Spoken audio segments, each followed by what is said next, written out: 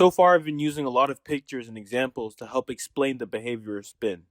We drew nuclear spins as little arrows, talked about them aligning with or against the magnetic field, also watched them process around the field. And that picture is extremely useful, but now we've entered the domain where that picture isn't as powerful anymore. We need a language that lets us precisely say what an RF pulse does to a spin, a language that lets us calculate precession instead of just drawing it, a language that lets us understand superposition instead of treating it like a mysterious buzzword, and eventually a language that's going to allow us to describe not just one spin, but an entire ensemble. That language is linear algebra, and there are many great video series and textbooks that explain linear algebra in great depths, so that won't be the target of this video. We're only going to introduce the pieces of linear algebra that we actually need for spin dynamics. So our goal is simple. We want to understand how spin states are represented, how operators act on those spin states, and why Pauli matrices show up everywhere in spin 1/2 quantum mechanics. So we'll start with the basic idea.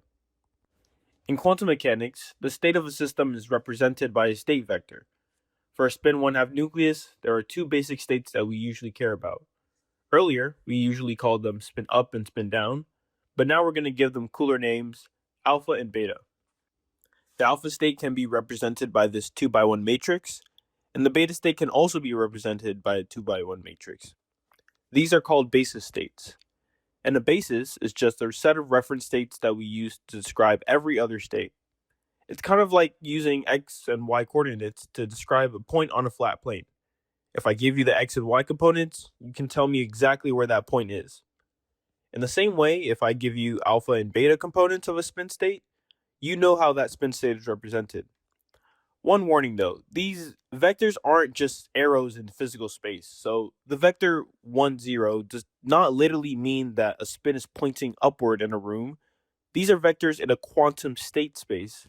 And yes, that sounds abstract, but for now, think of it like a bookkeeping system quantum mechanics uses to keep track of possible spin states. Now, alpha and beta are not the only states a spin 1/2 nucleus can have. A general spin state can be represented by a combination of both. Here, C alpha and C beta are complex numbers called probability amplitudes, and they tell us how much alpha and how much beta are present in a state. We can write this in matrix form by just adding the two components together. This is the first major difference between classical and quantum thinking. Classically, we like to imagine something being either one state or the other, but quantum mechanically, the state can be in a superposition of both basis states. Now, superposition won't mean that the nucleus is essentially half beta and half alpha, as if it's like some little object that just can't make up its mind. Instead, the state is described by two complex numbers we call probability amplitudes, one associated with alpha and one with beta. These amplitudes are not probabilities themselves, but they can be positive, negative, or even complex, and they carry phase information that matters for how states evolve and interfere. To get the actual probabilities, we can take the square of each amplitude. For example, if the amplitude for alpha is A and beta is B, then the probability of measuring alpha is just the magnitude of A squared, and the probability of measuring beta is the magnitude of B squared, with the required relationship that the sum of these probabilities has to sum up to 1. So the nucleus is not partly in each state in the classical sense.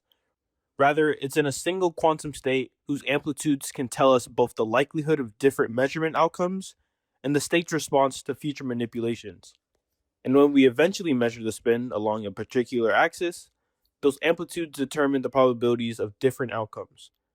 For example, suppose the state is this right here. The probability of measuring alpha is just 1 over root 3 squared, and the probability of measuring beta is just root 2 over root 3 squared. Since the spin has to be found in one of those states when measured along that basis, the probabilities have to add to 1. So the state vector is not just some random column of numbers, it contains all the information we need to predict measurement outcomes. Now there's a really cool way to visualize these spin 1/2 states, and that's the Bloch sphere. The Bloch sphere is basically a map of all possible pure spin 1/2 states. At the north, we have the alpha state, and at the south, we have the beta state. And every other point on that sphere represents some superposition of alpha and beta. A general state on the Bloch sphere can be written as psi is equal to cosine theta over 2 times the ket of alpha plus e to the I phi sine theta over 2 times the ket of beta. Let's break that down into pieces. The first part, psi, is the quantum state that we're describing. And the state is written as a combination of two basis states, alpha and beta. Earlier, we connected these to the two possible spin states along the z-axis. But now the important idea is that the spin does not have to be purely alpha and purely beta. It can be a superposition of both. The numbers in front of the alpha and beta are the A and B that we just saw previously. They tell us how much of each basis state contributes to the overall state. For alpha, the coefficient is cosine theta over 2, and for beta, the coefficient is e to the I phi sine theta over 2. Again, these coefficients are probability amplitudes, so they're not the probabilities themselves. To get the probability of measuring alpha, we square the magnitude of the alpha coefficient. So that's cosine squared theta over 2. And likewise, the probability for measuring beta is sine squared theta over 2. And because cosine squared and sine squared are always going to add up to 1, the total probability is always going to be 1. So this equation is automatically normalized. Now the angle theta is the polar angle on the Bloch sphere. In simple terms, theta tells us how much alpha versus beta character the state has. If theta is equal to 0, then cosine of 0 is 1, and sine of 0 is 0. So the state becomes pure alpha. That corresponds to the north pole of the Bloch sphere.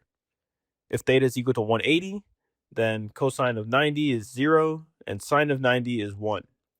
So the state becomes pure beta, and that corresponds to the south pole of the Bloch sphere. And if theta is 90, then both alpha and beta now have equal probability.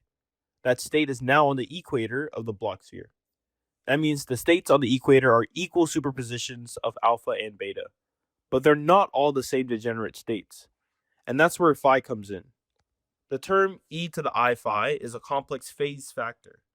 Using Euler's formula, we can write it as cosine theta plus I sine theta.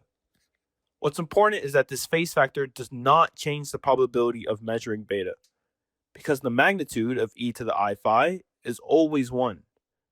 So changing phi does not change how much beta is present. Instead, it changes the relative phase between alpha and beta parts of the state. The relative phase determines where the state points around the equator of the Bloch sphere. So theta tells us the latitude. It tells us whether the state is closer to alpha, closer to beta, or somewhere in between. And phi tells us the longitude. It tells us the direction of the state around the z-axis.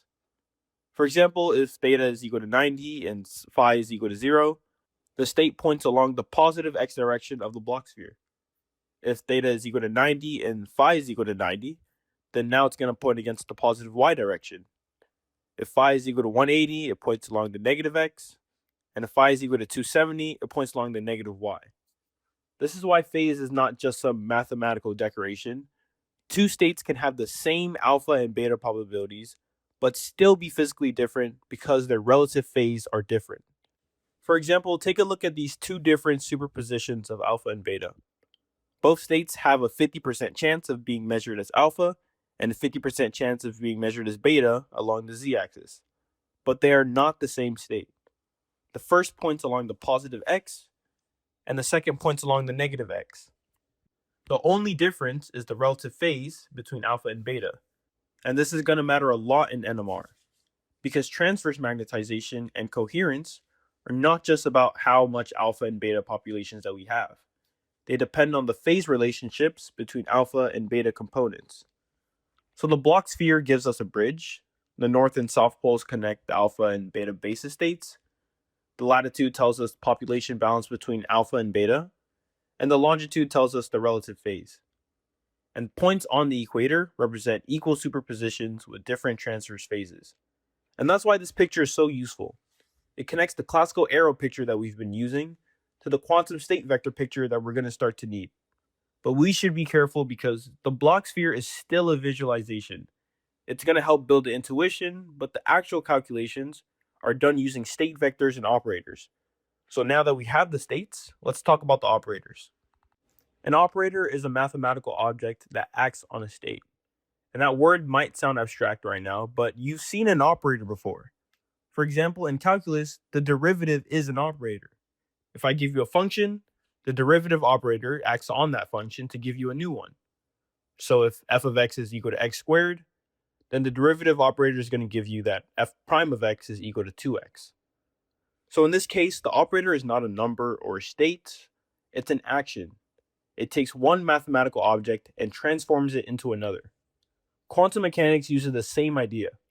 A quantum state describes the system, and an operator acts on that system. Sometimes the operator represents something we want to measure, and sometimes it represents something we do to the system. For example, measuring spin along the z-axis is associated with an operator. Rotating a spin is associated with an operator. Time evolution is also described by an operator as well. So in quantum mechanics, operators are how we ask questions about a state, and they're also how we transform that state. When we write a hat times the ket of psi, this means that the operator a hat acts on the state psi. And this is where linear algebra is going to start to show itself again, because operators we can represent as matrices. But now there's a question. If operators can be things like derivatives, why am I suddenly saying they can also be matrices? Because personally, I've never seen d over dx as a matrix in my Calculus 1 class. And that answer is once we choose a basis, then can we represent operators as matrices. A basis gives us a coordinate system, and once states are written as coordinate vectors, operators become the things that act on those coordinate vectors. That is exactly what matrices do. To make that less abstract, let's go back to the derivative. Suppose I only care about functions that can be written using this basis, 1, x, and x squared. So a function like this polynomial here can be represented by the coefficient vector a, b, c. Now apply the derivative operator, and I'll get b plus 2cx. In the same basis, the derivative has coefficients of b, 2c, and 0. So the derivative operator can be represented by a matrix that turns ABC into B2C0. And that matrix is this 3x3 matrix right here. Because when I allow this 3x3 to operate on ABC, I'm going to get B2C0. So the derivative did not stop being an operator. We just represented that operator as a matrix after choosing a basis. That's the key idea. Operators are abstract actions, and matrices are one way of representing those actions once we choose a basis. Now let's bring this back to spin. For a spin 1/2 nucleus, our basis has two states, alpha and beta. And we've agreed that any spin state can be represented using these two components, C alpha and C beta. Because the state vector has two components, any operator that acts on this state must take a two-component vector and return another two-component vector. And the matrix that does this has to be a 2x2 matrix. That's why spin 1/2 operators are represented by 2x2 matrices. Not because matrices randomly appear in quantum mechanics, but because a spin 1/2 system has a two-dimensional state space.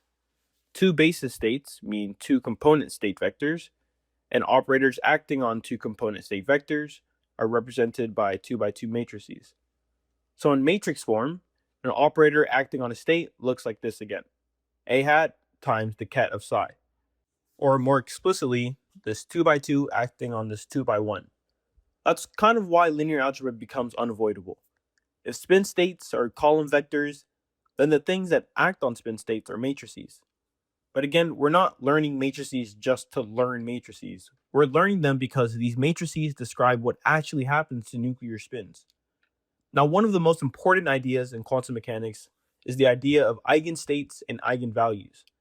If an operator acts on a state, and the state comes back unchanged except for a number in the front, then that state is called an eigenstate of an operator.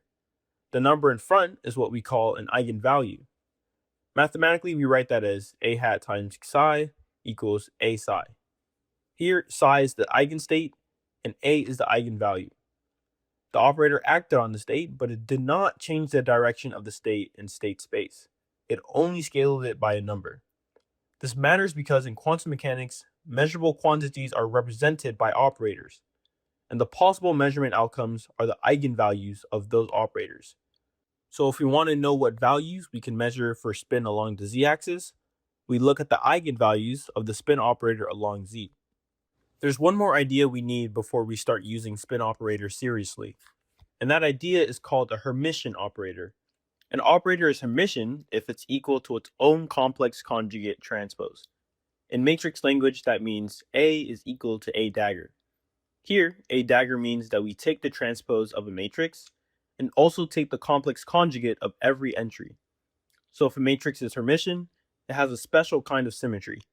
The entries along the diagonal are complex conjugates of each other, and the diagonal entries themselves have to be real. For example, this matrix that you're seeing here is Hermitian, because if we take it and transpose it, and then take the complex conjugate, we get the exact same matrix back. Now, the reason Hermitian operators matter so much in quantum mechanics is that observables are represented by Hermitian operators. An observable is just something we can physically measure. Quantities like energy, position, momentum, these are observables. Spin along the x-axis and z-axis are observables as well. And whenever we measure something in the lab, the answer has to be a real number. You can measure an energy of 5 joules, and you can measure a spin value of plus 1/2 and minus 1/2 in units of h bar, but you can't measure 3 plus 2i joules. That's just not a physical measurement. So quantum mechanics needs a class of operators whose measurement outcomes are guaranteed to be real. That's exactly what Hermitian operators give us. Their eigenvalues are always real, and since measurement outcomes come from eigenvalues, Hermitian operators are the natural mathematical object for observables. So when we write an equation like this here, and a hat is representing a physical observable, then a hat must be Hermitian. That way, the eigenvalue a, which is the possible measurement result, is guaranteed to be real. Now let's lock in for this part. For a spin 1/2 nucleus, the spin angular momentum operators are called Ix, Iy, and Iz. These represent the spin angular momentum components along the x, y, and z axes.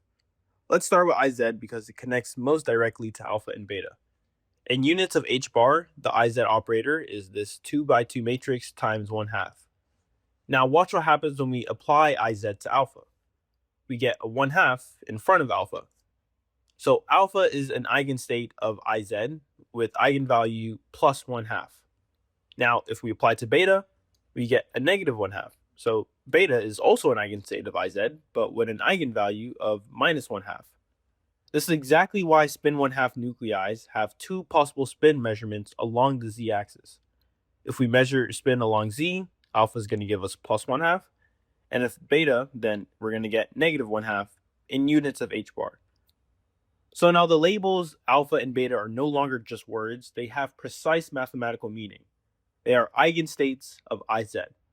But NMR is not only about the z-axis. The main magnetic field points along the z, but RF pulses act in the transverse plane. And the transverse plane is described using x and y. So we're also going to need the Ix and the Iy. For spin 1/2, these look like these 2x2 matrices right here. These look different from Iz, and physically that difference matters. Because Iz treats alpha and beta as definite states, but Ix and Iy mixes alpha and beta.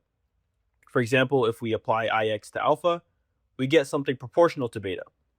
And if we apply Ix to beta, we get something proportional to alpha. So Ix connects the two spin states, and Iy connects them but with imaginary phase factors. This is a huge idea for NMR, because when we get to RF pulses, we can see that we're not just pushing arrows around. Mathematically, we're applying operators that mix spin states and create phase relations between them. That's why the transverse operators, Ix and Iy, are very important. They're connected to superpositions, coherences, and eventually the detectable NMR signal. Now, if you've seen quantum mechanics before, you might recognize these matrices, and they're closely related to the Pauli matrices. The Pauli matrices are these right here. And the spin operators are just 1/2 of the Pauli matrices in units of h bar. Or if we include the actual units of angular momentum, we write it as such. So for spin 1/2 systems, the Pauli matrices are basically the raw matrix structure underneath spin angular momentum. Once we understand these matrices, we can build literally everything we have seen and are yet to see. We can describe measurements, rotations, RF pulses, and precession, and eventually we can describe density matrix evolution. Now let's connect this back to the Bloch sphere for a bit. A point on the Bloch sphere represents a spin state, and an operator tells us how that state changes. For example, an RF pulse can rotate a state on the Bloch sphere.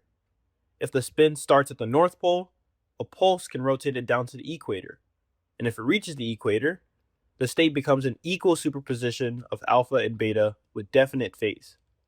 That phase is what tells us where the spin lies in the transverse plane. The actual mathematical object that performs this rotation is a rotation operator. Those operators are built from Ix, Iy, and Iz. For example, a rotation around the x-axis has this form, a rotation around the y-axis has this form, and a rotation about the z-axis has this form. We're going to fully unpack these in the next video, but what we've done in this video is just build the language that we need. States are vectors, alpha and beta are basis states, superpositions are combinations of alpha and beta, operators are matrices that act on states, Hermitian operators represent observables, Ix, Iy, and Iz represent spin angular momentum along the three axes, and polymatrices give us the matrix structure for spin 1/2 systems. In the next video, we're going to take these ingredients and use them to cook. We'll talk about commutation relationships, raising and lowering operators, and how exponential rotation operators actually rotate spin states. That's when the math starts to move. Up to this point, we've been drawing spin from the outside, but with state vectors, operators, and polymatrices, we finally have the keys to step inside the system. The arrows gave us the intuition, now the math gives us the control. And from here on, we're not just going to be describing what spin looks like, we're going to learn how to calculate it.